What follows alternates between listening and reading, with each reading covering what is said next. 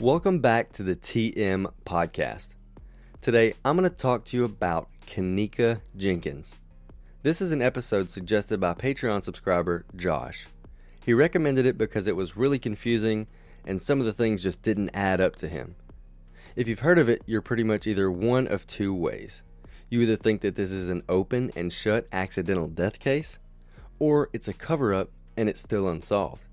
You'll see why people come to the second conclusion after you have all the information, but I'll present it in a way that is unbiased and we'll talk about it at the end. So, for Kenneka Jenkins, her Friday night started a lot like ours did when we were 19. It's September 8th, 2017. She decided that she was going to go to a party with a few of her friends, and they went to room 926 of the Crown Plaza Hotel in Rosemont. Rosemont is a suburb of Chicago, Illinois. The party started around 11:30, and for all we know, it was going pretty normal.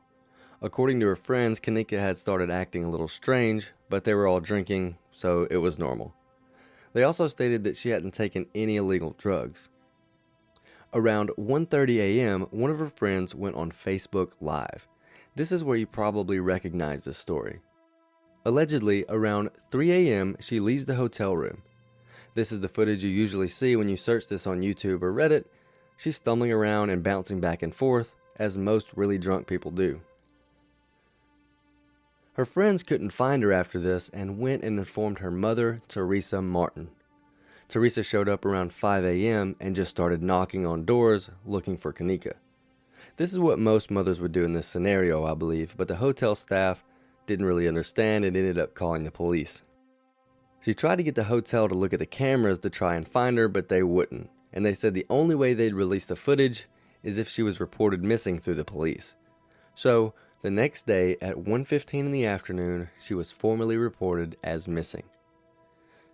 The police watched some of the tapes and they didn't see her leaving the hotel from any of the exit cameras. They then started watching other cameras and found the infamous video of her stumbling through the hallway. This was around 10 p.m. that night. They followed her path that she took on the camera, and at 12:48 a.m. on Sunday morning, they found her body in a freezer. She was lying face down and one of her shoes was off. She had no noticeable trauma other than a small cut on her foot. Her autopsy revealed that there were no illegal drugs in her system. She did have alcohol in her system, and her blood alcohol level was 0.112, which is well above the legal limit for driving and well above what most people can function at. She also had a medicine used to treat epilepsy or migraines in her system, and I couldn't find whether or not that was prescribed, but we'll assume that it was. There were no signs of sexual trauma, and her cause of death was listed as hypothermia. All of her friends' stories were essentially the same. She walked away and disappeared. No one understood why or how she would end up all the way in that freezer. The hotel had several cameras that were fully operational, but the camera that showed the entrance of the freezer wasn't working. On top of this, the freezer was actually in a section of the hotel that was no longer in use, meaning that there was no real reason for the freezer to be on in the first place. And as you see in many crime scene photos, it was obviously abandoned. Her mother attempted to sue the hotel for the death of Kenneka for negligence in not blocking the unused portion off, as well as the security staff obviously not noticing a person stumbling around for an extended period of time. For now, her family has been unsuccessful in receiving any type of settlement for this case.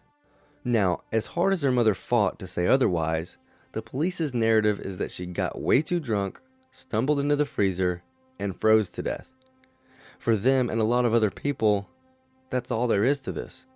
A tragic accident with no one at fault, leaving a grieving mother behind and a group of friends that will probably never set foot in a hotel again.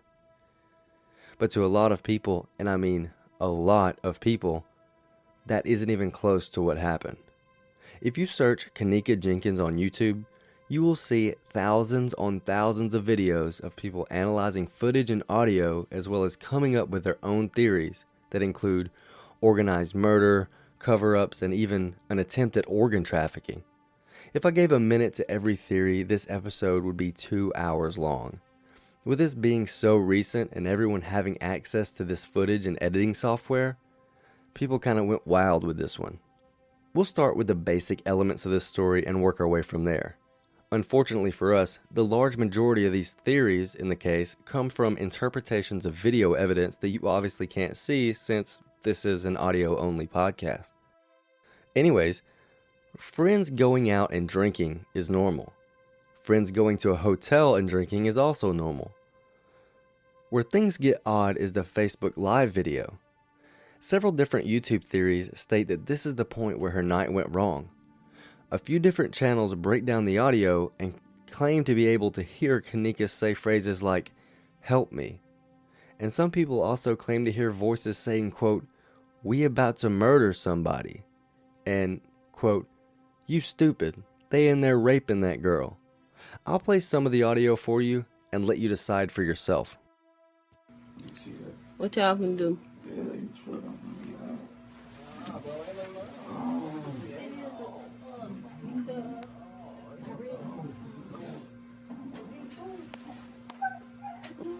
What the fuck? You got some money for me? Check it out. Yeah.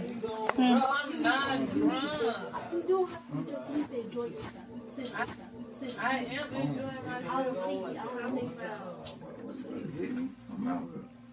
I'm telling you. What's up? You riding with me or what? You can hear Kenneka saying that she wasn't drunk, and then she said that she was enjoying herself. Many people point to this as proof that she was being sexually assaulted. Others state that the friend in the video was attracted to one of the males that was present, but he was obviously attracted to Kenneka instead, and she was encouraging her to try and sleep with him. I'll let you decide on that one for yourself. There are other videos that are alleged to be from that party, but it's hard to validate because they weren't live like this one video was, and that's why it's been analyzed so much. The next step here is her actually going missing around 3 a.m. Some sources say that she left on her own, and some say that she left the room with one of the men that was at the party. One article states that the friends had briefly left her alone in the hallway to go grab their keys and phones from inside of the room. Either way, she ended up alone, and shortly after in the video, you see her stumbling around. Did they not notice that she was gone? They have Kenneka's phone when they contacted her mother, so that means that they also let her leave the room or their site without any way of contacting them if she needed to get help or get lost. This may not have been on purpose, but it definitely didn't help the situation. Next is the video of her stumbling around. Why did it take them so long to find that video to begin with? I get not releasing the video until the police were involved, but why wouldn't someone just check it out immediately so they could find her? There is a possibility that she would have still been okay at that point. The videos that came out of her wandering around as well as walking in the kitchen itself are very, very low resolution and hard to understand. And this is the part of the case that you will have to research yourself, as I can't describe the videos well enough for it to make sense here. After listening, you can do a quick YouTube search of Kenneka and find unlimited videos slowing down the security footage and analyzing every single frame. There are a few convincing ones though. Some videos seem obviously edited. Whether or not you believe that the hotel would go this far to cover up this girl's death is up to you, but it's very hard to say with certainty that these videos aren't edited. Some imply that security was involved in the entire thing, even hiding strategically away from cameras as not to be seen. Some even imply that people were completely edited out of the videos, but leave small bits of evidence behind that prove that there was foul play. Be careful in your search though, as some of the videos are potentially faked for attention and views.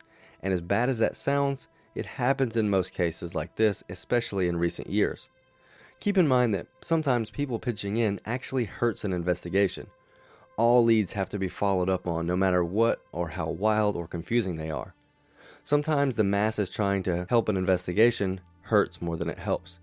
For example, if you remember during the Boston Marathon bombing, a bunch of people online took to their keyboards and were certain that they had figured it all out, down to the person that was responsible, when in actuality they were completely wrong and sent the police and the media on a wild goose chase for someone who was already dead before the bombing even happened. Moving on from the videos, her actual death seems strange depending on the way that you look at it. Stumbling into a freezer while drunk is strange for sure, but not unheard of. People have definitely died in more confusing ways while intoxicated, but in this specific situation, she was in a room that she could easily escape. The freezer's exit button was fully functional at the time of her death. The only problem is that the lights were off and she was intensely drunk. She may have panicked and just laid down thinking that someone would come for her, and they never did. It is strange that it didn't appear that she had felt around or tried to look for the door. It kind of looked like she just walked in and laid down. The ankle injury that she had was never really explained, but it doesn't mean that it contributed to her death. She was falling around in all those videos, and it is very possible that she twisted her ankle at some point and removed her shoe just to look at it or because it was swelling. In the end, most of the theories are based on very low resolution video and speculation. For example, murder plots and human or organ trafficking attempts. For now, the case is closed and her death is ruled as accidental. The questions I have at the end of all this are, where's the additional footage? Where's the footage of her friends looking for her? Does it exist, and why don't we see that? How hard did they actually look? It was only an hour and they were already calling her mother, which is kind of shady to me. I remember being young and drunk, and the only reason that I would ever advise my friends to call my dad was if something absolutely catastrophic had happened. Losing a drunk friend is not some wild event, and it happens all the time. Everyone is drunk and maybe you don't notice your friend stumble off. Ask my friend Bobby about it. And why keep a freezer on that's not being used, especially with one that big? Maybe this one can be explained away because of the size of the hotel and having available spaces for events, but something doesn't seem right about it. She also went through several doors and even down flights of stairs, but she couldn't exit the freezer? It's very strange. The biggest question to me, though, is just why? What would anyone involved have to gain from locking her in a freezer, since it's obvious that she didn't die from any actual injuries? The friends wouldn't gain anything but negative attention. The hotel obviously had nothing to gain, so who and why? If it was an attempted kidnap, human trafficking situation gone wrong, you would figure there would be a harder attempt and not just throwing her in the freezer. I'm still torn based on how shady everything is about it. I want to agree with people and say that it's just a terribly unfortunate accident, but something about the footage and the freezer keeps me from being 100%. Also, if the surveillance video is tampered with at all, that would pretty much point directly at the hotel for covering something up. What do you think? Let me know in the comments of this post or message me directly on any social media. Remember to like, subscribe, and follow on whatever you listen on. Thank you Patreon subscriber Josh for requesting this one. Thanks to him, I've probably watched 200 plus hours of low resolution YouTube footage and my brain might be fried. If you would like to request a case for me to cover, head on over to patreon.com/thetmpodcast and become a subscriber today. Let me know if I missed anything on this one, as real information was hard to find outside of Reddit, YouTube, and a few articles.